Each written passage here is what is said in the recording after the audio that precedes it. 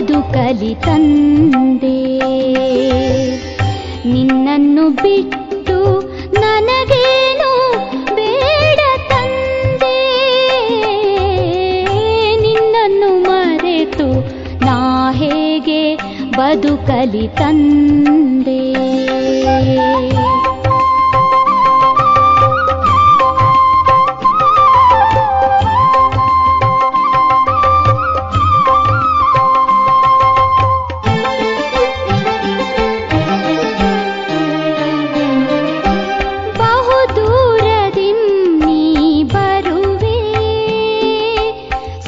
ಶಾಂತಿಗಳ ಎನಗೆ ತರುವೆ, ಮಧುರ ಮಧುರ ಮುರಳಿಯ ನುಡಿಸಿ ತನು ಮನಗಳ ನೀ ತಣಿಸುತ್ತಿರುವೆ. ಅಮಿತ ಪ್ರೇಮದಿ ಕುಣಿಸುತ್ತಿರುವೆ, ಅಮಿತ ಪ್ರೇಮದಿ ಕುಣಿಸುತ್ತಿರುವೆ. ನಿನ್ನನ್ನು ಮರೆತು ಹೇಗೆ ಬದುಕಲಿ ತಂದೆ.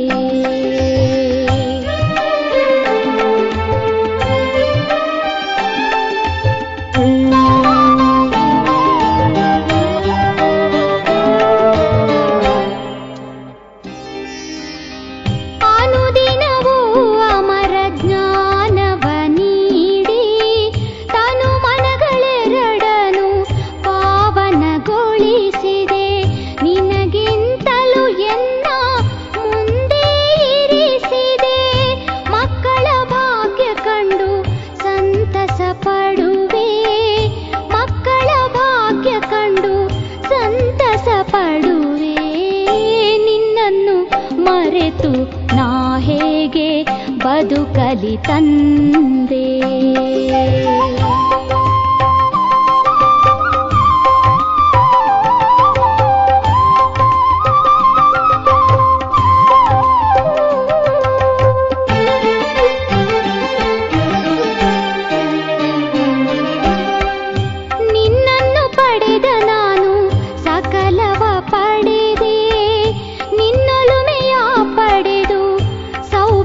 ಶಾಲಿಯಾದೆ ನಿನ್ನ ಕರುಣಾಮೃತದ ಧಾರೆಯ ಪಡೆದೆ. ನಿನ್ನನ್ನು ಪಡೆದು ನಾ ಅತಿ ಧನ್ಯನಾದೆ, ನಿನ್ನನ್ನು ಪಡೆದು ನಾ ಅತಿ ಧನ್ಯನಾದೆ. ನಿನ್ನನ್ನು ಮರೆತು ನಾ ಹೇಗೆ ಬದುಕಲಿ ತಂದೆ. ನಿನ್ನನ್ನು ಬಿಟ್ಟು ನನಗೇನು ಬೇಡ ತಂದೆ, ನಿನ್ನನ್ನು ಮರೆತು ನಾ ಹೇಗೆ ಬದುಕಲಿ ತಂದೆ. ನಿನ್ನನ್ನು ಮರೆತು ನಾ ಹೇಗೆ ಬದುಕಲಿ ತಂದೆ.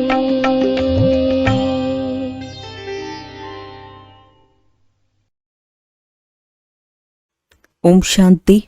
ಇಂದಿನ ದಿನಾಂಕ 17/5/2025. ಪ್ರಾರ್ಥ ಮುರುಳಿ ಬಾಪ್ತಾದ ಮಧುಬನ. ಮಧುರ ಮಕ್ಕಳೇ, ತಮ್ಮನ್ನು ತಾವು ನೋಡಿಕೊಳ್ಳಿ. ನಾನು ಹೂವಾಗಿದ್ದೇನೆಯೇ? ದೇಹದ ಅಹಂಕಾರದಲ್ಲಿ ಬಂದು ಮುಳ್ಳಂತೂ ಆಗುತ್ತಿಲ್ಲವೇ? ನಿಮ್ಮನ್ನು ಮುಳ್ಳುಗಳಿಂದ ಹೂಗಳನ್ನಾಗಿ ಮಾಡಲು ತಂದೆಯು ಬಂದಿದ್ದಾರೆ.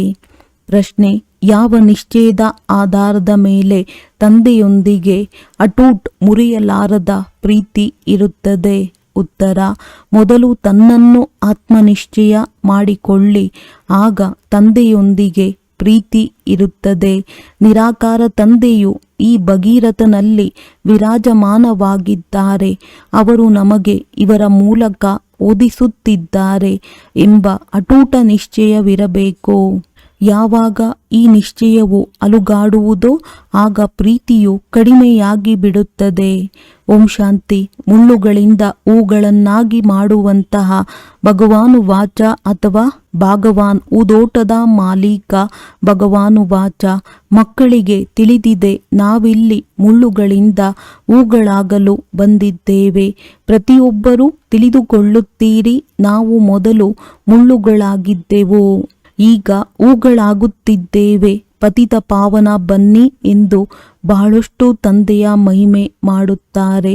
ಅವರು ಅಂಬಿಗ ಉದೋಟದ ಮಾಲೀಕ ಪಾಪಕಟೇಶ್ವರನಾಗಿದ್ದಾರೆ. ಬಹಳಷ್ಟು ಹೆಸರುಗಳನ್ನು ಇಡುತ್ತಾರೆ, ಆದರೆ ಎಲ್ಲ ಸ್ಥಾನಗಳಲ್ಲಿ ಚಿತ್ರವು ಒಂದೇ ಆಗಿದೆ. ಜ್ಞಾನಸಾಗರ, ಸುಖದ ಸಾಗರನೆಂದು ಅವರ ಮಹಿಮೆ ಮಾಡುತ್ತಾರೆ. ಈಗ ನಿಮಗೆ ತಿಳಿದಿದೆ, ನಾವು ಆ ಒಬ್ಬ ತಂದೆಯ ಬಳಿ ಕುಳಿತಿದ್ದೇವೆ. ಮುಳ್ಳಿನ ತರಹದ ಮನುಷ್ಯರಿಂದ ಈಗ ಹೂವಿನ ತರಹ ದೇವತೆಗಳಾಗಲು ಬಂದಿದ್ದೇವೆ. ಇದು ಗುರಿ ಧ್ಯೇಯವಾಗಿದೆ. ಪ್ರತಿಯೊಬ್ಬರೂ ತಮ್ಮ ಹೃದಯದಲ್ಲಿ ನೋಡಿಕೊಳ್ಳಬೇಕು, ನನ್ನಲ್ಲಿ ದೈವಿ ಗುಣಗಳಿವೆಯೇ, ನಾನು ಸರ್ವಗುಣ ಸಂಪನ್ನನಾಗಿದ್ದೇನೆಯೇ. ಮೊದಲಂತೂ ದೇವತೆಗಳ ಮಹಿಮೆ ಮಾಡುತ್ತಿದ್ದೀರಿ, ತಮ್ಮನ್ನು ಮುಳ್ಳುಗಳೆಂದು ತಿಳಿಯುತ್ತಿದ್ದೀರಿ. ನಾನು ನಿರ್ಗುಣನಲ್ಲಿ ಯಾವುದೇ ಗುಣವಿಲ್ಲ, ಏಕೆಂದರೆ ಪಂಚವಿಕಾರಗಳಿವೆ. ದೇಹಾಭಿಮಾನವೂ ಸಹ ಬಹಳ ಕಠಿಣ ಅಭಿಮಾನವಾಗಿದೆ. ತನ್ನನ್ನು ಆತ್ಮವೆಂದು ತಿಳಿಯುವುದರಿಂದ ತಂದೆಯ ಜೊತೆಯೂ ಬಹಳ ಪ್ರೀತಿ ಇರುವುದು. ನೀವೀಗ ತಿಳಿದುಕೊಂಡಿದ್ದೀರಿ, ನಿರಾಕಾರ ತಂದೆಯ ಜೊತೆಯೂ ಬಹಳ ಕಠಿಣ ಅಭಿಮಾನವಾಗಿದೆ. ತನ್ನನ್ನು ತಿಳಿದುಕೊಂಡಿದ್ದೀರಿ, ನಿರಾಕಾರ ತಂದೆಯು ಈ ರಥದಲ್ಲಿ ವಿರಾಜಮಾನವಾಗಿದ್ದಾರೆ. ಈ ನಿಶ್ಚಯವನ್ನು ಮಾಡಿಕೊಳ್ಳುತ್ತಿದ್ದರೂ ಸಹ ಮತ್ತೆ ಅದು ಅಲುಗಾಡುತ್ತದೆ. ನಾವು ಶಿವ ತಂದೆಯ ಬಳಿ ಬಂದಿದ್ದೇವೆ. ತಂದೆಯು ಈ ಭಗೀರಥ ಪ್ರಜಾಪಿತ ಬ್ರಹ್ಮನ ತನುವಿನಲ್ಲಿದ್ದಾರೆ. ನಾವೆಲ್ಲ ಆತ್ಮಗಳ ತಂದೆಯು ಒಬ್ಬ ಶಿವ ತಂದೆಯಾಗಿದ್ದಾರೆ. ಅವರು ಈ ರಥದಲ್ಲಿ ವಿರಾಜಮಾನವಾಗಿದ್ದಾರೆ ಎಂದು ನೀವು ಹೇಳುತ್ತೀರಿ. ಅಂದ ಮೇಲೆ ಇದು ಪಕ್ಕಾ ನಿಶ್ಚಯವಾಗಬೇಕು. ಇದರಲ್ಲಿಯೇ ಮಾಯೆಯು ಸಂಶಯದಲ್ಲಿ ತರುತ್ತದೆ. ಕನ್ಯೆಗೆ ಪತಿಯ ಜೊತೆ ವಿವಾಹವಾದಾಗ ಅವರಿಂದ ಬಹಳ ಸುಖ ಸಿಗುವುದೆಂದು ತಿಳಿಯುತ್ತಾರೆ. ಆದರೆ ಸುಖವೆಲ್ಲಿ ಸಿಗುತ್ತದೆ? ಅವರ ಮನೆಗೆ ಹೋದ ಕೂಡಲೇ ಅಪವಿತ್ರವಾಗುತ್ತಾಳೆ. ಕುಮಾರಿಯಾಗಿದ್ದಾಗ ತಂದೆ ತಾಯಿ ಮೊದಲಾದವರೆಲ್ಲರೂ ತಲೆಬಾಗುತ್ತಾರೆ, ಏಕೆಂದರೆ ಪವಿತ್ರವಾಗಿರುತ್ತಾಳೆ. ಅಪವಿತ್ರವಾದರೆ ಮತ್ತೆ ಎಲ್ಲರ ಮುಂದೆ ತಲೆಬಾಗಲು ಆರಂಭಿಸುತ್ತಾಳೆ. ಇಂದು ಎಲ್ಲರೂ ಆಕೆಗೆ ತಲೆಬಾಗುತ್ತಾರೆ, ಆದರೆ ನಾಳೆ ತಾನೂ ತಲೆಬಾಗಬೇಕಾಗುತ್ತದೆ. ಈಗ ನೀವು ಮಕ್ಕಳು ಸಂಗಮ ಯುಗದಲ್ಲಿ ಪುರುಷೋತ್ತಮರಾಗುತ್ತಿದ್ದೀರಿ. ನಾಳೆ ನೀವು ಎಲ್ಲಿರುತ್ತೀರಿ? ಇಂದು ಈ ಮನೆಮಠವು ಏನಾಗಿದೆ? ಎಷ್ಟೊಂದು ಕೊಳಕಾಗಿ ಬಿಟ್ಟಿದೆ. ಇದಕ್ಕೆ ವೇಶ್ಯಾಲಯವೆಂದು ಹೇಳಲಾಗುತ್ತದೆ.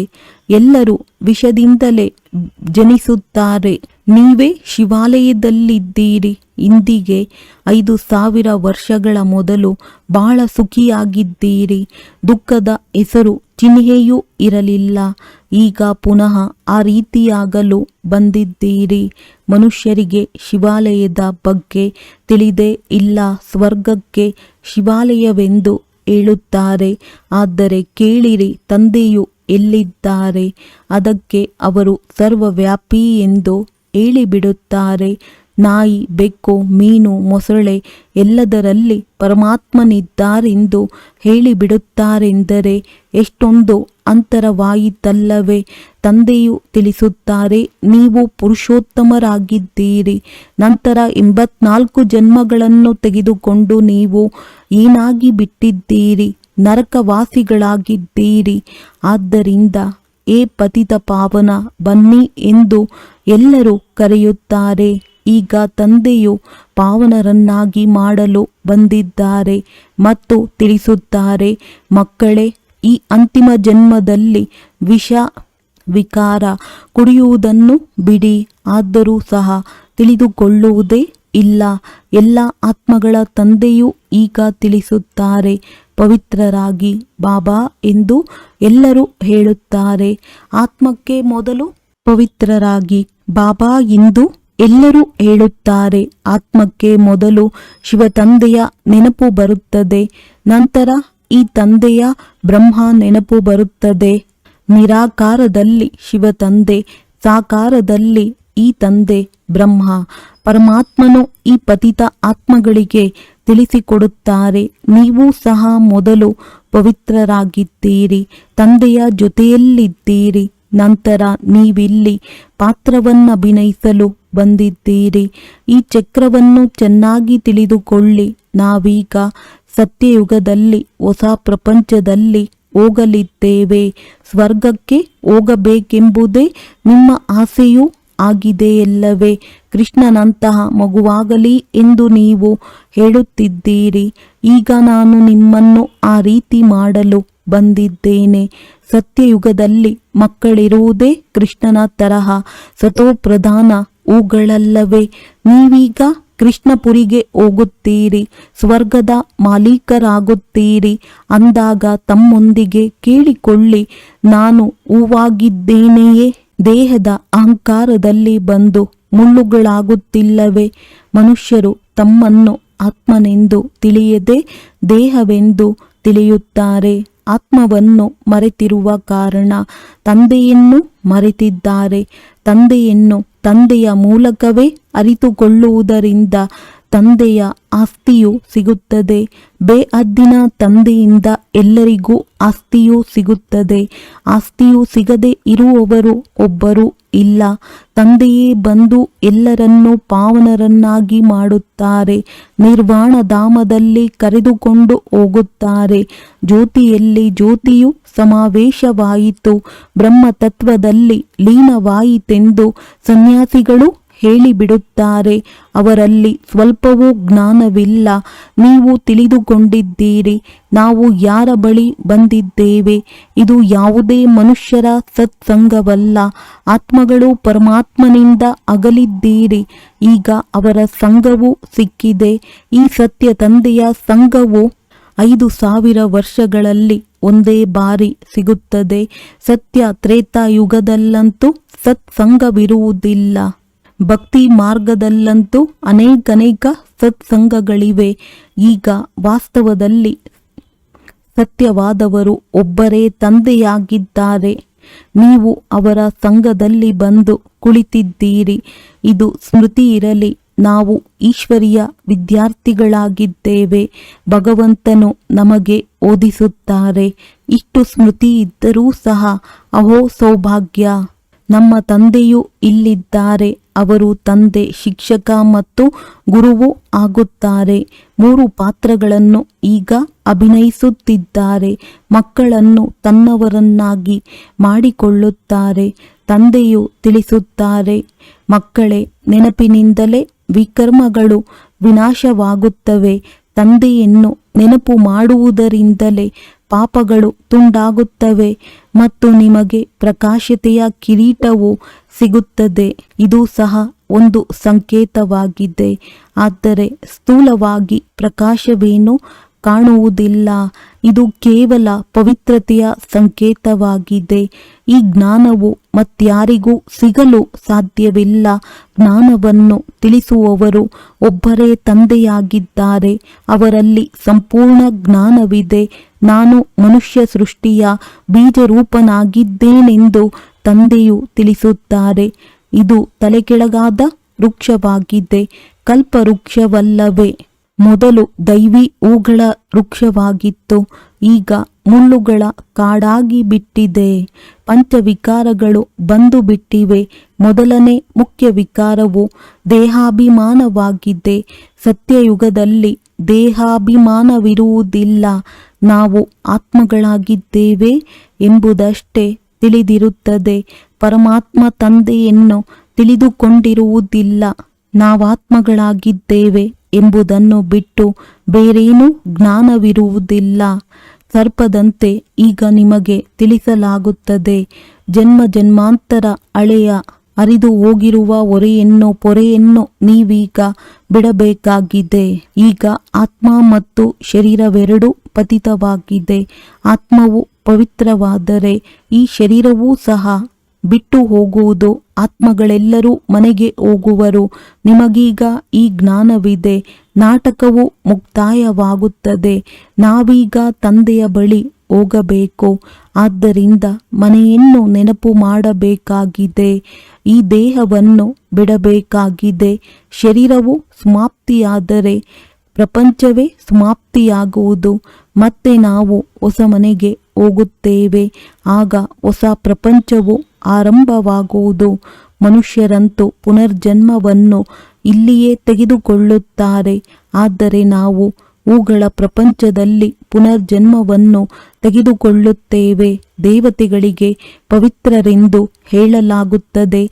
ನಿಮಗೆ ತಿಳಿದಿದೆ, ನಾವೇ ಹೂಗಳಾಗಿದ್ದೆವು, ಮತ್ತೆ ಮುಳ್ಳುಗಳಾಗಿದ್ದೇವೆ. ಪುನಃ ಹೂಗಳ ಪ್ರಪಂಚದಲ್ಲಿ ಹೋಗಬೇಕಾಗಿದೆ. ಮುಂದೆ ಹೋದಂತೆ ನಿಮಗೆ ಬಹಳ ಸಾಕ್ಷಾತ್ಕಾರವಾಗುತ್ತದೆ. ಇದು ಆಟವಾಗಿದೆ. ಹೇಗೆ ಮೀರಾ ಧ್ಯಾನದಲ್ಲಿ ಹೋಗಿ ಆಟವಾಡುತ್ತಿದ್ದಳು. ಅವಳಿಗೆ ಜ್ಞಾನವಿರಲಿಲ್ಲ.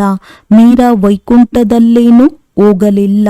ಇಲ್ಲಿಯೇ ಯಾವುದೋ ಪುನರ್ಜನ್ಮದಲ್ಲಿರುವರು. ಈ ಬ್ರಾಹ್ಮಣ ಕುಲದವರಾಗಿದ್ದರೆ ಇಲ್ಲಿಯೇ ಜ್ಞಾನವನ್ನು ತೆಗೆದುಕೊಂಡಿರುವಳು. ಕೇವಲ ನೃತ್ಯ ಮಾಡಿಬಿಟ್ಟರೆ ವೈಕುಂಠಕ್ಕೆ ಹೋಗಿಬಿಟ್ಟಳೆಂದಲ್ಲ. ಹೀಗೆ ಅನೇಕರು ನೃತ್ಯ ಮಾಡುತ್ತಿದ್ದರು, ಧ್ಯಾನದಲ್ಲಿ ಹೋಗಿ ನೋಡಿಕೊಂಡು ಬರುತ್ತಿದ್ದರು. ಆದರೆ ಮತ್ತೆ ಹೋಗಿ ವಿಕಾರಿಗಳಾದರು. ಏರಿದರೆ ವೈಕುಂಠ ರಸ, ಬಿದ್ದರೆ ಪುಡಿ ಪುಡಿ ಎಂದು ಗಾಯನವಿದೆಯಲ್ಲವೇ.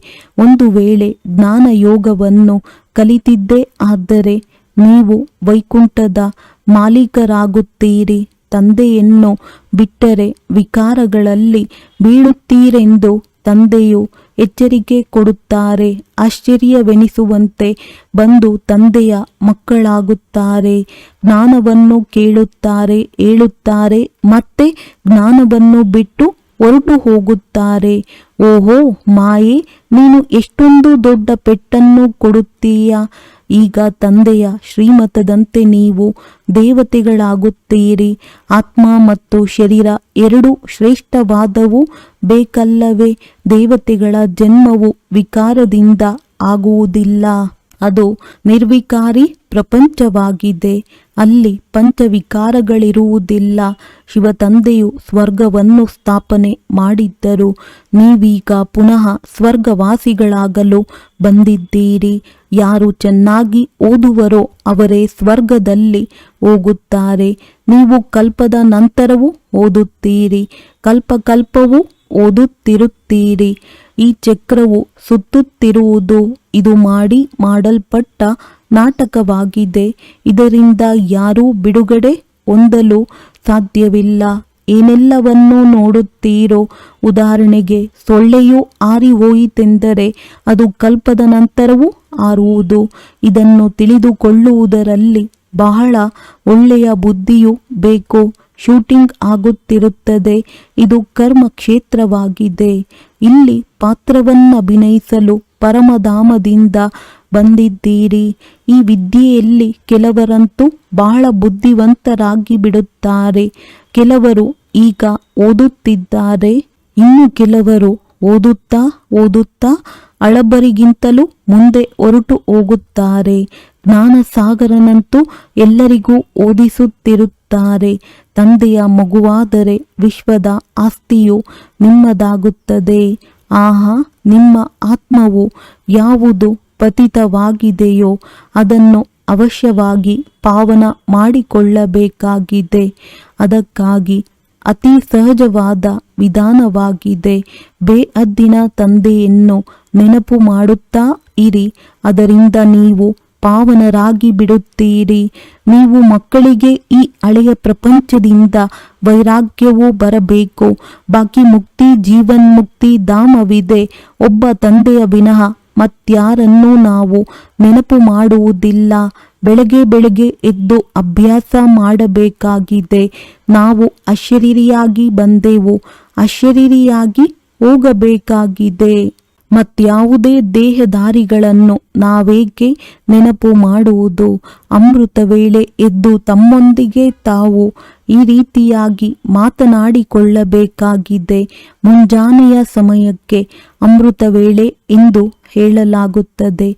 ಜ್ಞಾನಾಮೃತವು ಜ್ಞಾನಸಾಗರನ ಬಳಿ ಇದೆ ಅಂದಾಗ ಜ್ಞಾನಸಾಗರನು ತಿಳಿಸುತ್ತಾರೆ, ಮಕ್ಕಳೇ, ಮುಂಜಾನೆಯ ಸಮಯವು ಬಹಳ ಒಳ್ಳೆಯದಾಗಿ ಮುಂಜಾನೆ ಎದ್ದು ಬಹಳ ಪ್ರೀತಿಯಿಂದ ನೆನಪು ಮಾಡಿ, ಬಾಬಾ ತಾವು 5,000 ವರ್ಷಗಳ ನಂತರ ನಮಗೆ ಸಿಕ್ಕಿದ್ದೀರಿ.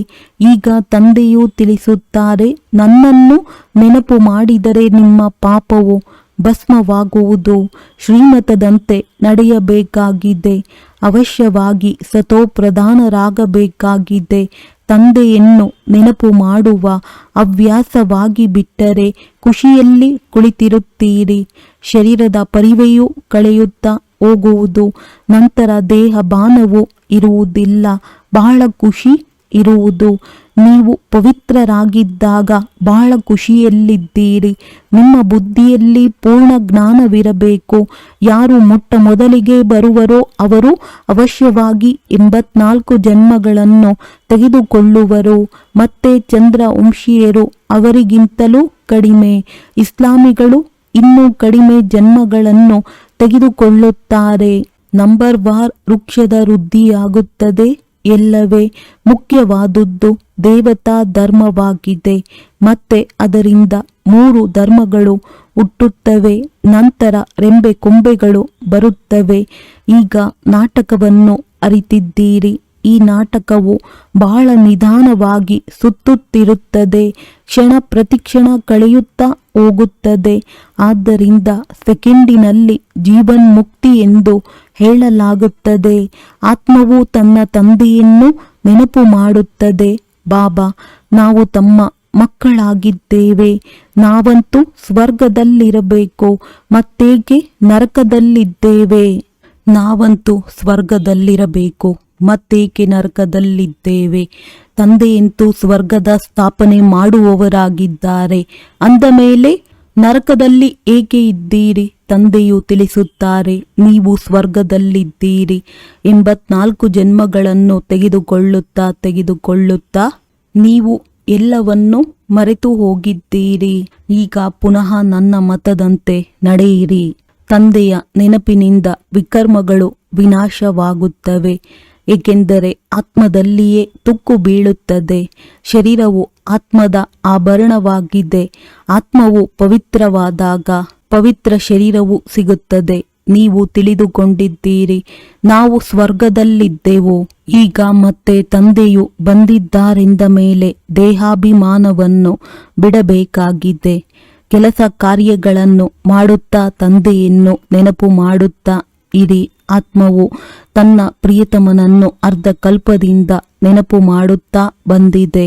ಈಗ ಆ ಪ್ರಿಯತಮನು ಬಂದಿದ್ದಾರೆ ಮತ್ತು ತಿಳಿಸುತ್ತಾರೆ, ನೀವು ಕಾಮಚಿತೆಯ ಮೇಲೆ ಕುಳಿತು ಕಪ್ಪಾಗಿ ಬಿಟ್ಟಿದ್ದೀರಿ. ಈಗ ನಾನು ನಿಮ್ಮನ್ನು ಸುಂದರರನ್ನಾಗಿ ಮಾಡಲು ಬಂದಿದ್ದೇನೆ. ಅದಕ್ಕಾಗಿ ಈ ಯೋಗಾಗ್ನಿಯಾಗಿದೆ. ಜ್ಞಾನಕ್ಕೆ ಚಿತೆಯೆಂದು ಹೇಳುವುದಿಲ್ಲ, ಯೋಗದ ಚಿತೆಯಾಗಿದೆ. ನೆನಪಿನ ಚಿತೆಯ ಮೇಲೆ ಕುಳಿತುಕೊಳ್ಳುವುದರಿಂದ ವಿಕರ್ಮವು ವಿನಾಶವಾಗುತ್ತದೆ. ಜ್ಞಾನಕ್ಕೆ ನಾಲೆಡ್ಜ್ ಎಂದು ಹೇಳಲಾಗುತ್ತದೆ. ತಂದೆಯು ನಿಮಗೆ ಸೃಷ್ಟಿಯ ಆದಿ ಮಧ್ಯ ಅಂತ್ಯದ ಜ್ಞಾನವನ್ನು ತಿಳಿಸುತ್ತಾರೆ. ಶ್ರೇಷ್ಠಾತಿ ಶ್ರೇಷ್ಠ ತಂದೆಯಾಗಿದ್ದಾರೆ. ನಂತರ ಬ್ರಹ್ಮ, ವಿಷ್ಣು, ಶಂಕರ, ನಂತರ ಸೂರ್ಯವಂಶಿ, ಚಂದ್ರವಂಶಿ ಮತ್ತು ಅನ್ಯ ಧರ್ಮಗಳ ಶಾಖೆಗಳಿವೆ. ವೃಕ್ಷವು ಎಷ್ಟೊಂದು ದೊಡ್ಡದಾಗಿ ಬಿಡುತ್ತದೆ. ಈಗ ಈ ವೃಕ್ಷಕ್ಕೆ ಬುನಾದಿಯೇ ಇಲ್ಲದಂತಾಗಿದೆ. ಆದ್ದರಿಂದ ಆಲದ ಮರದ ಉದಾಹರಣೆಯನ್ನು ಕೊಡಲಾಗುತ್ತದೆ. ದೇವಿ ದೇವತಾ ಧರ್ಮವು ಪ್ರಾಯಲೋಪವಾಗಿದೆ. ಎಲ್ಲರೂ ಧರ್ಮಭ್ರಷ್ಟರು, ಕರ್ಮಭ್ರಷ್ಟರಾಗಿದ್ದಾರೆ. ನೀವೀಗ ಶ್ರೇಷ್ಠರಾಗಲು ಶ್ರೇಷ್ಠ ಕರ್ಮವನ್ನು ಮಾಡುತ್ತೀರಿ. ತಮ್ಮ ದೃಷ್ಟಿಯನ್ನು ನಿರ್ವಿಕಾರಿಯನ್ನಾಗಿ ಮಾಡಿಕೊಳ್ಳುತ್ತೀರಿ. ನೀವೀಗ ಭ್ರಷ್ಟ ಕರ್ಮವನ್ನು ಮಾಡುವಂತಿಲ್ಲ. ಕುದೃಷ್ಟಿಯು ಇರಬಾರದು. ತಮ್ಮನ್ನು ನೋಡಿಕೊಳ್ಳಿ. ನಾನು ಲಕ್ಷ್ಮಿಯನ್ನು ವರಿಸಲು ಯೋಗ್ಯನಾಗಿದ್ದೇನೆಯೇ? ನಾನು ನನ್ನನ್ನು ಆತ್ಮವೆಂದು ತಿಳಿದು ತಂದೆಯನ್ನು ನೆನಪು ಮಾಡುತ್ತೇನೆಯೇ? ಪ್ರತಿನಿತ್ಯವೂ ಲೆಕ್ಕಪತ್ರವನ್ನು ನೋಡಿಕೊಳ್ಳಿ. ಇಡೀ ದಿನದಲ್ಲಿ ದೇಹಾಭಿಮಾನದಲ್ಲಿ ಬಂದು ಯಾವುದೇ ವಿಕರ್ಮವನ್ನು ಮಾಡಲಿಲ್ಲವೇ ವಿಕರ್ಮವಾದರೆ 100 ಪಟ್ಟು ಶಿಕ್ಷೆಯಾಗುವುದು. ಮಾಯೆಯು ಚಾರ್ಟಿಡಲು ಬಿಡುವುದಿಲ್ಲ. 2-3 ದಿನಗಳವರೆಗೆ ಬರೆದು ಮತ್ತೆ ಬಿಟ್ಟು ಬಿಡುತ್ತಾರೆ. ತಂದೆಗೆ ಮಕ್ಕಳ ಚಿಂತೆ ಇರುತ್ತದೆ ಎಲ್ಲವೇ? ದಯೆ ಬರುತ್ತದೆ. ಮಕ್ಕಳು ನನ್ನನ್ನು ನೆನಪು ಮಾಡಿ ಅವರ ಪಾಪಗಳನ್ನು ಭಸ್ಮ ಮಾಡಿಕೊಳ್ಳಲಿ. ಆದರೆ ಇದರಲ್ಲಿಯೇ ಪರಿಶ್ರಮವಿದೆ. ತಮಗೆ ತಾವೇ ಮೋಸ ಮಾಡಿಕೊಳ್ಳಬಾರದು ಅಲ್ಲವೇ? ಜ್ಞಾನವು ಬಹಳ ಸಹಜವಾಗಿದೆ. ಒಳ್ಳೆಯದು. ಧಾರಣೆಗಾಗಿ ಮುಖ್ಯ ಸಾರ. ಮುಂಜಾನೆ ಅಮೃತ ವೇಳೆ ಎದ್ದು ತಂದೆಯೊಂದಿಗೆ ಮಧುರಾತಿ ಮಧುರ ಮಾತುಗಳನ್ನಾಡಬೇಕು. ಅಶರೀರಿಯಾಗುವ ಅಭ್ಯಾಸ ಮಾಡಬೇಕಾಗಿದೆ. ಗಮನವಿರಲಿ, ತಂದೆಯ ನೆನಪಿನ ವಿನಃ ಮತ್ಯಾರೂ ನೆನಪಿಗೆ ಬರಬಾರದು. ತಮ್ಮ ದೃಷ್ಟಿಯು ಬಹಳ ಶುದ್ಧ ಪವಿತ್ರವನ್ನಾಗಿ ಮಾಡಿಕೊಳ್ಳಬೇಕಾಗಿದೆ. ದೈವಿ ಹೂಗಳ ಉದ್ಯಾನವನ ತಯಾರಾಗುತ್ತಿದೆ. ಆದ್ದರಿಂದ ಹೂವಾಗುವ ಪೂರ್ಣ ಪುರುಷಾರ್ಥ ಮಾಡಬೇಕಾಗಿದೆ. ಮುಳ್ಳಾಗಬಾರದಾಗಿದೆ.